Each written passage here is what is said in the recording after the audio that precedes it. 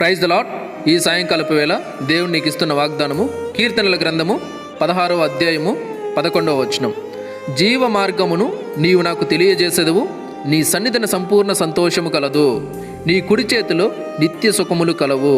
ఇక్కడ జీవ మార్గము అంటే మనం జీవిస్తున్న ప్రజెంట్ ఉన్న ఈ లోకం అది జీవం కాదు.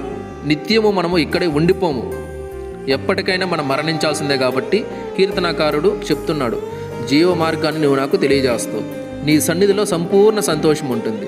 అంటే ఈ లోకంలో కష్టాలున్నాయి, బాధలున్నాయి, కన్నీళ్ళున్నాయి, వేదనలున్నాయి. అసలు ఎలా అంటే జీవితం ఎందుకురా అనిపించుకునే స్థితులు ఎదురవుతాయి.